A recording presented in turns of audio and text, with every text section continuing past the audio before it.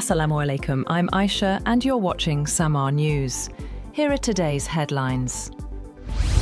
US President Donald Trump has said that he thinks Thailand and Cambodia are going to be fine after he sought to mediate a flare-up in their border dispute. But the Thai leader continued to demand an apology from Phnom Penh. Thailand this week suspended a US-brokered ceasefire deal and demanded an apology over allegations that Cambodia had laid fresh landmines that injured Thai soldiers, which Cambodia denies. But the Thai Prime Minister has said that Bangkok will not adhere to the agreement until Cambodia admitted its violation and issued an apology for the latest incident.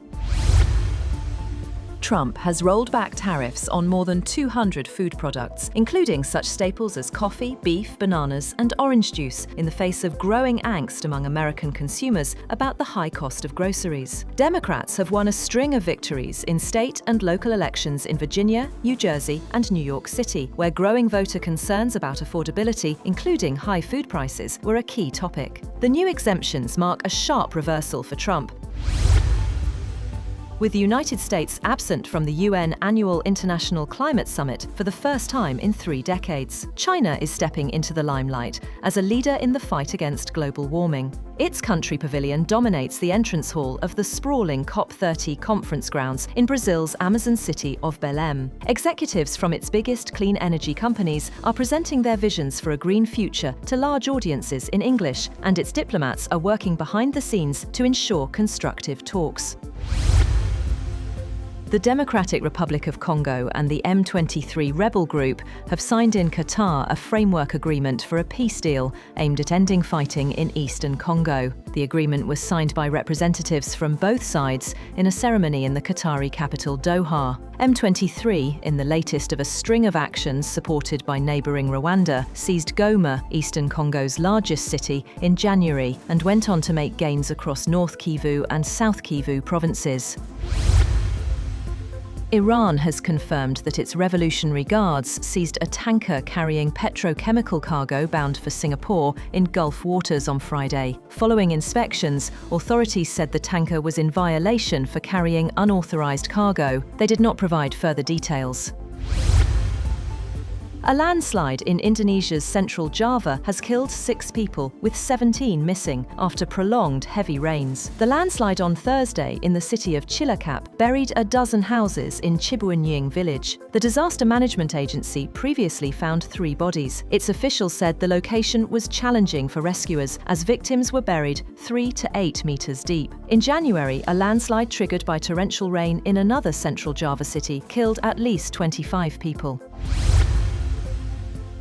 At least 9 people are killed and 29 injured when a pile of confiscated explosives detonates at a police station in Srinagar, Indian illegally occupied Kashmir, IIOJK. Late Friday, police sources say most of the dead are policemen, including forensic officials examining the explosives. Some of the injured remain in critical condition. Authorities say the blast is so powerful that body parts are found 100 to 200 meters away. The U.S. Justice Department says it will follow President Donald Trump's request to investigate Jeffrey Epstein's ties to former President Bill Clinton and J.P. Morgan, shifting focus from Trump's own connections to the convicted sex offender Attorney General Pam Bondi appointed Manhattan's top federal prosecutor, Jay Clayton, to lead the probe.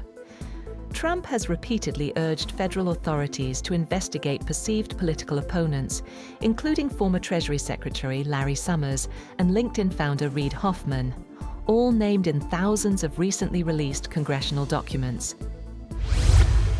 US President Donald Trump says he will likely sue the BBC for up to $5 billion after the British broadcaster admitted it wrongly edited a video of his January 6, 2021 speech. Trump's lawyers demand a retraction, apology, and compensation for what they called overwhelming reputational and financial harm. The BBC said the edits were an error of judgment, but rejected the defamation claim. US President Donald Trump announces that he is withdrawing his support for Republican Congresswoman Marjorie Taylor Greene, labeling her a lunatic and accusing her of going far left.